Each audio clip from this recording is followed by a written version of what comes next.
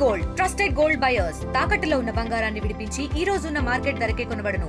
మరిన్ని వివరాలకు సంప్రదించండి 77107720. ఎస్యు భూముల వివాదం పెద్దదవుతా ఉంది. పెద్ద ఎత్తున విద్యార్థులు ఇంకా నిరసన వ్యక్తం చేస్తూనే ఉన్నారు. లాఠీ చార్జ్ అయింది. ఇప్పటికీ పార్టీలకు అతీతంగా అందరూ రెస్పాన్స్ అవుతున్నారు. మరొక సాధువు నాగసాధువు రుద్ర నాగరాజు సాధువు మనతో పాటు ఉన్నారు. మాట్లాడదాం. ఎస్యు విద్యార్థులకు మద్దతుగా వారికి సంఘీభావం తెలపడానికి ప్రభుత్వం నిర్ణయం వెనక్కి తీసుకోవాలనే ఒక డిమాండ్తో ఇక్కడికి వచ్చారు. మాట్లాడదాం. ఇప్పుడు దాదాపుగా అందరూ సపోర్ట్ చేస్తూ ఉన్నటువంటి పరిస్థితి. ఇప్పుడు సాధువులు మీరు కూడా బయటకు వచ్చారు చెప్పడానికి. ఏం చెప్తారు సాధువు గారు? ప్రకృతి ముఖ్యమంత్రి గారికి హృదయపూర్వకంగా చెప్పేది ఏంటంటే, ప్రకృతి మనకి చాలా ఎన్నో వివరణలో ప్రకృతికి మనందరం చాలా చక్కగా ఎన్నో ఎన్నో ఎన్నో చరిత్రలు చూసుకున్న ప్రకృతి మనకి ఎప్పటికి కూడా సహకరించినట్టుగానే ఉన్నది.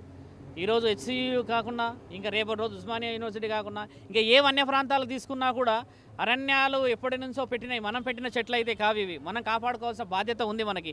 400 ఎకరాలలో అంటే లక్షల చెట్లు లక్షల జీవరాశులు ఉన్నాయి. కాబట్టి ముఖ్యమంత్రి గారిని మేము కూడా చాలా చాలా గౌరవంగా ఎందరో బాధని ఈరోజు వ్యక్తపరుస్తున్నారు. ఆ బాధని మీరందరూ చూసి ఇలాంటి నిర్ణయాలను కొంచెం ఆలోచన చేసి అక్కడ భవిష్యత్తు ప్రణాళిక కోసం చదువుకుంటున్న విద్యార్థులందరూ వచ్చి మాకు ఇలా జరిగింది, మాకు అలా జరిగింది, ఆ ప్రకృతిని చూసి ఆ దుంపలు ఆ జింకలు రోడ్డుపైకి వచ్చేసి తిరుగుతూ చూడే బాధ అవుతుందని చెప్పేసి ఒక 2-3 వీడియోలు కూడా చూడడం జరిగింది.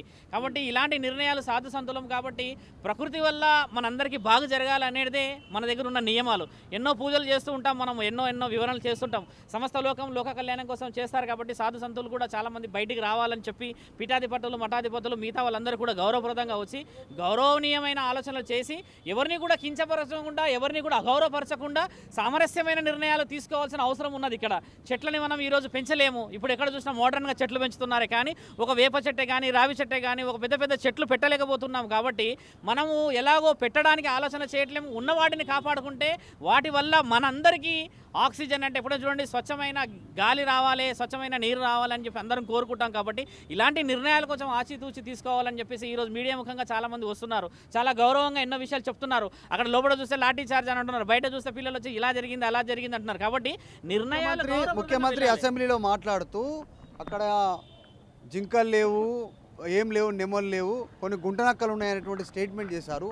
వీళ్ళేమో లోపల ఉన్న జంతువుల ఫోటోలు వీడియోలు ఎస్యూ వెబ్సైట్లో కూడా ఉన్నాయి. వెబ్సైట్లో కూడా ఉన్నటువంటి అంటే ఇప్పుడు అంటే ముఖ్యమంత్రి గారు అన్న విషయం ఏంటంటే గుంటనక్కలు అని అన్న విషయం ఏంటంటే ఆయన గారు ఉద్దేశించి ఎలా అన్నారంటే నాకు తెలియదు. ముఖ్యంగా కావాల్సిన విషయం ఏంటంటే వన్యప్రాణులది లైవ్గా ఉన్నాయి అక్కడ. ఇప్పుడు దాని గురించి మనం లేవు అని అన్నంత మాత్రం 400 ఎకరాలలో ఉండకుండా ఉండదు కదా స్వామి. ఒక చిన్న చెట్టు మామూలుగా చూస్తేనే దాని మీద ఒక 10 నుంచి 15 పక్షులు వాళ్తాయి. అలాంటిది 400 ఎకరాల్లో 200-300 సంవత్సరాలు చరిత్ర కలిగిన చెట్లలో ఒక పాము లేదని, నెమలి లేదని, కుందేలు లేదని, మనం ఒక జింక లేదని చెప్పడానికి రాదు. వన్యప్రాణులు ఉన్నాయి అక్కడ, లైవ్గా కనబడుతుంది. ఇప్పుడు మీరందరూ వీడియోలు పెడుతున్నారు, అక్కడ ఉన్న వాళ్ళు ఎన్నో పంపుతున్నారు. కాబట్టి ఆ ప్రాణుల బాధ మనకి ఇబ్బంది అవుతుంది. రేపటి రోజు ఇదే బాధ మన మానవ శరీరానికి వస్తే తట్టుకోగలమా? ఈరోజు వయనాడులో ఇంత పెద్ద విపత్తు జరిగింది, ఉత్తరాఖండ్లో ఇంత విపత్తు జరిగింది, ఢిల్లీలో ఎన్ని జరిగాయి, తర్వాత ఇప్పుడు విజయవాడలో ప్రకృతి విపత్తులు తట్టుకోలేకపోయాం. కాబట్టి అలాంటి విపత్తు రానున్న రోజుల్లో మన ప్రాంతంలో తెలంగాణలో కూడా రాకూడదన్న ఒక నిర్ణయం తీసుకోవాల్సిన అవసరం ఉన్నది. చాలామంది సాధు సంతులు ఉన్నారు, చాలామంది గొప్ప వ్యక్తులు ఉన్నారు, పర్యావరక్షకులు ఉన్నారు, ఇప్పుడు ఆర్కియాలజికల్గా ఉన్నారు కదా. వీళ్ళందరూ నిర్ణయాలు తీసుకోవడం కూడా చాలా ముఖ్యమైనది. ఈరోజు ప్రకృతి నుంచి చెట్లను తీసేస్తే స్వామి ఈ ప్రాంతం చూడండి 5-6 కిలోమీటర్ల వరకు అన్ని పెద్ద బిల్డింగ్లే ఉన్నాయి. కాబట్టి రానున్న రోజుల్లో మనకి భూమి నుంచి భూమి కంపించే అవకాశాలు ఎక్కువ శాతం కనబడతాయి. ఇప్పుడు విద్యార్థులు ఏమంటున్నారు, మొన్న ఒక 2-3 నెలల క్రితం కూడా భూమి స్తంభించిందన్న రికార్డ్స్ కూడా ఉన్నాయి సార్. అంటే చెట్లను తీసేయడం చేత భూమికి ఆ బరువు తగ్గిపోతుంది. కాబట్టి మనం గౌరవంగా ఆలోచించాల్సిన అవసరం ఉన్నది. ఇప్పుడు ఏంటంటే ముఖ్యమంత్రి గారు తీసుకున్న నిర్ణయం తప్పు అని చెప్పేసి ఇది ఒప్పు అని చెప్పకుండా సామరస్యత మాట్లాడాల్సిన అవసరం లేకుండా ఇక్కడ లాఠీ మిగతా వాళ్ళు కూడా రావాలంటారా ముందుకి? సెలబ్రిటీస్, సాధువులు, సంతులు ఇప్పుడు బాధ్యత ఆ స్టూడెంట్స్ దా స్వామి. ఈరోజు ఆ స్టూడెంట్స్ 3 సంవత్సరాలు చదివి వెళ్ళిపోతారు. తర్వాత మిగతా వాళ్ళందరూ రావాల్సిన అవసరం ఉండదా? తర్వాత భవిష్యత్తు వేరే పిల్లలు వస్తారా లేదా? వేరే వాళ్ళు చదువుకోవాలా కదా? ఇలాంటి అన్నిటికీ ఏంటంటే మన అందరం ఏకాభిప్రాయం తీసుకోవడానికి ముందుకు రావాలి అని అంటున్నాము. గొడవ పడడానికి నువ్వేంది నేనేంది అనడానికి, ప్రభుత్వాలను హెచ్చరించడానికి కాదు. ప్రకృతి మనకి ఏమి ఇస్తుంది, మనం ప్రకృతికి ఏం చేస్తున్నదని మాట్లాడడానికి శాస్త్రవేత్తలు కూడా ఉన్నారు కదా స్వామి. వాళ్ళందరి నిర్ణయాలు ఎక్కడ పోయినాయి అంటున్నాం. ఎందుకు నోరు మెదపట్లేదు? పెట అనేటువంటి ఇప్పుడు నాగార్జున మిస్సెస్ అమల, చిరంజీవి సెలబ్రిటీస్ చాలా మంది ఉన్నారు. ప్రకృతి గురించి ఎందుకు రావాలనేదే మా కోరిక. ఈ రోజు మా ఆలోచన ఏంటంటే మీరు విన్నపం చేస్తారా?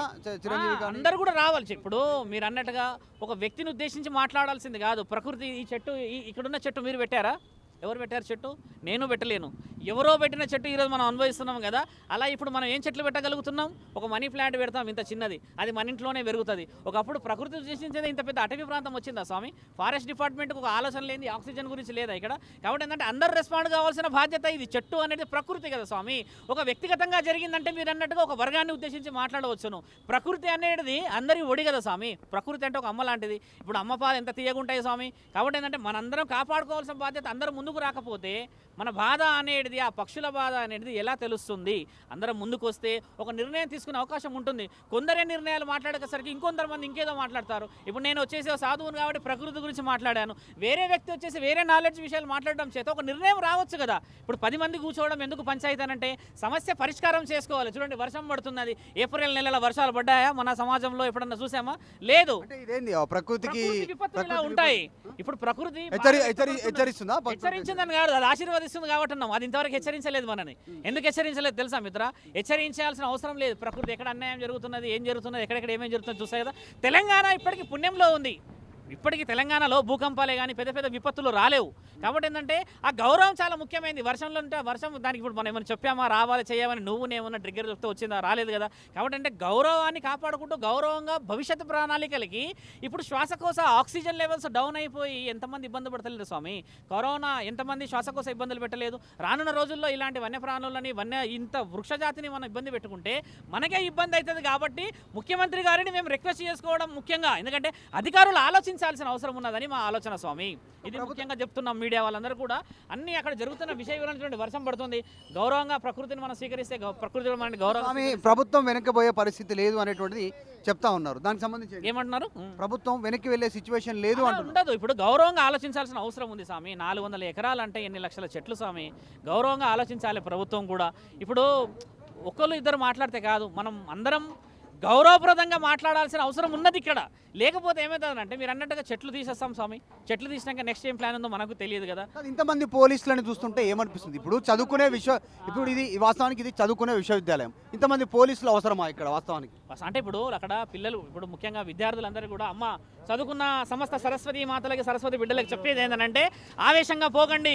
ఇంటి దగ్గర మీ అమ్మ నాన్నలందరూ ఎదురు చూస్తూ ఉంటారు. మీరు కొంచెం సామరస్య నిర్ణయాలు తీసుకోండి. గొడవ చేసినట్టు చేసి లాఠీ చార్జీలు చేసుకొని మీ జుట్టులు పట్టుకొని లాక్కుపోవడం మీకు గౌరవప్రదంగా ఉండదు. కాబట్టి సామరస్యంగా మీరు మాట్లాడండి, సామరస్యంగా నిర్ణయాలు తీసుకోండి. గొప్ప నిర్ణయాలు ప్రభుత్వాలు తీసుకోవాలని చెప్పేసి మేము కూడా ఆ పరమాత్ముడి యాజ్ఞ ప్రకారంగా ఈరోజు సాయంత్రమే హోమ యాజ్ఞాలు మొదలు పెడతాము. మీరందరూ కూడా ముందుకు వచ్చేసి గౌరవప్రదంగా గౌరవాన్ని దక్కించుకునే ప్రయత్నం చేయాలని కోరుతూ, అందరూ కూడా సుఖంగా ఉండాలని కోరుతూ, సర్వే జనా సుఖినో భవంతు. ఇది నాగ సాధువు స్వామి ఇక్కడికి వచ్చారు. ఆయన సాధువు డిమాండ్ చేస్తూ ఉన్నారు, ప్రకృతిని కాపాడుకోవాల్సినటువంటి బాధ్యత ఉంది. ఇక్కడ ఉన్న చెట్లు ఎవరు పెట్టినాయి, ఇక్కడ ఉన్నటువంటి ప్రకృతి ఎవరు పెట్టింది, వారందరూ ఇప్పుడు చెట్టుకు అందరికీ నీడనిస్తూ ఉంది. సో ఇట్లాంటి ప్రకృతిని కాపాడాల్సిన బాధ్యత ఉంది. నేను ఒక్కడినే కాదు, ప్రభుత్వం దృష్టికి తీసుకొచ్చి ప్రభుత్వం ఆలోచన మారాలి అంటే చాలామంది బయటికి రావాలి. సాధువులు, సంతువులు, సెలబ్రిటీసు, సొసైటీలో ఉన్నటువంటి వాళ్ళందరూ బయటికి వచ్చి వారి అభిప్రాయాన్ని తెలిపి ప్రభుత్వం నిర్ణయం తిరోగమనం అయ్యేలా, మళ్ళీ ప్రభుత్వ ఆలోచన మారేలా ఉండాలి అని చెప్పి డిమాండ్ అయితే చేస్తూ ఉన్నారు. సో ఒక చిన్న చెట్టు ఉంటేనే అక్కడ ఎన్నో పక్షులు వాళ్తాయి, కానీ ఈరోజు అంత పెద్ద అడవిని నాశనం చేస్తుంటే కరెక్ట్ కాదు. ప్రభుత్వం నిర్ణయం వెనక్కి తీసుకోవాలి.